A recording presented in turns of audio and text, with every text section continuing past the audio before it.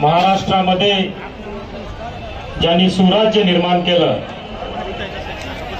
असे रयतेचे राजे छत्रपती शिवाजी महाराज,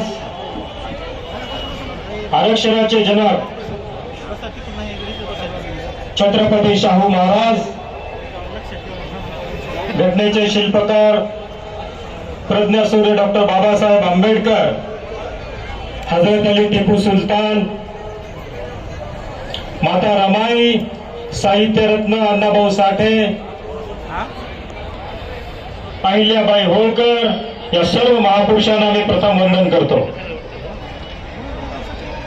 आज या प्रचार सभेला उपस्थित असलेले लातूर जिल्ह्यातील सर्व उमेदवार,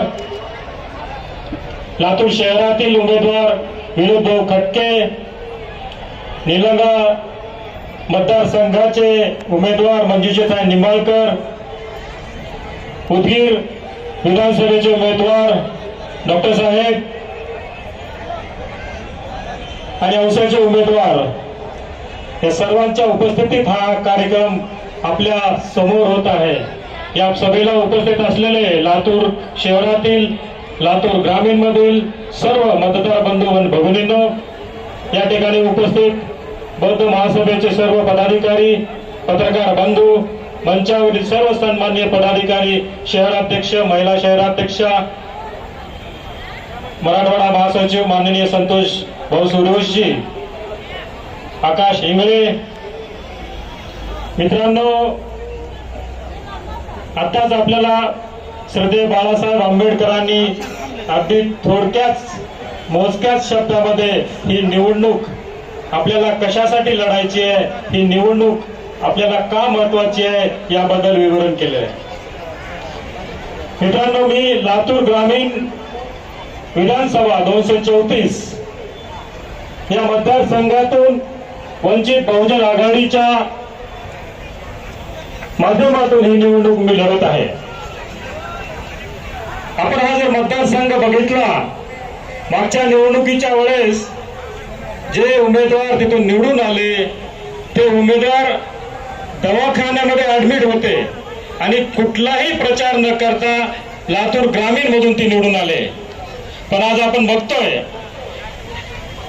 की श्रद्धेय बाळासाहेब आंबेडकर बायपास सर्जरी झाली, काही दिवसापूर्वी अंजिओप्लास्टी झाली, अशाही परिस्थितीत श्रद्धेय बाळासाहेब आंबेडकर आपल्या या सभेला उपस्थित राहिले आणि पूर्ण महाराष्ट्राचा दौरा करत आहेत। मित्रांनो, ही निवडणूक ही आरक्षणाची निवडणूक आहे। आरक्षणाच्या समर्थनात ही निवडणूक आपल्याला लढायची आहे। क्रिमिलेअर जे काही कायदा सुप्रीम कोर्टाने इथे दिलाय, त्या कायद्याला जर पाडायचं असेल तर आपल्याला वंचित बहुजन आघाडीच्या उमेदवाराला विधानसभेमध्ये पाठवलं पाहिजे। इथल्या विधानसभेच्या निवडणुकीनंतर येणारे स्थानिक स्वराज्य संस्थांमध्ये ओबीसीचं आरक्षण धोक्यात आलेलं आहे।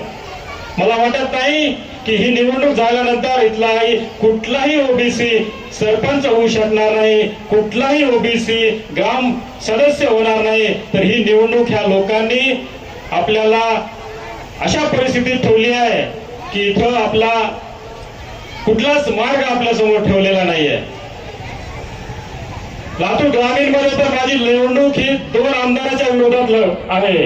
एक आमदार विधान परिषदेचे शरद रमेश आप्पा कराड आणि दुसरे आमदार म्हणजे धीरज देशमुख, आणि त्या दोघांनाही तोड देण्यासाठी मी तिथे उभा आहे। मित्रांनो, आज मी एक डॉक्टर आहे, मला गर्वाने सांगू इच्छितो की डॉक्टर आहे, पण डॉक्टरी कधी भेटली जेव्हा मला या रिझर्वेशनचा हक्क मला भेटला। कारण आज या महाराष्ट्रामध्ये जे काही चालू आहे, आज मुलांना शिक्षणासाठी जे पैसे खर्च करावे लागत आहेत, आपल्या कुठल्याही मुलांना या ठिकाणी मोफत असं शिक्षण नाही, आपल्या कुठल्याही मुलांना, आपल्या कुठलाही कोणालाही इथं आरोग्याची सेवा उपलब्ध नाही। हे सरकारचं कारण, हे सरकारचं धोरण असलं पाहिजे की प्रत्येक मुलगा पीजी अथवा केजी असेल, केजी टू पीजी शिक्षण मोफत झालं पाहिजे. कुठलाही खर्च शिक्षणाला आला नाही पाहिजे. कुठलाही आरोग्याचा प्रश्न असेल तो मोफत सोडवला पाहिजे. आणि हे जर दोन गोष्टी तुम्हाला करायच्या असतील तर आपल्याला वंचित बहुजन आघाडीच्या उमेदवाराला गॅस सिलेंडरला मतदान करावं लागेल. मित्रांनो, ताकद ही तुमची आहे. आम्ही एक नाव मात्र उमेदवार आहोत. जेव्हा तुम्ही ताकदीने उभा राहाल तेव्हा ही निवडणूक आपण विजयी झाल्याशिवाय राहणार नाही.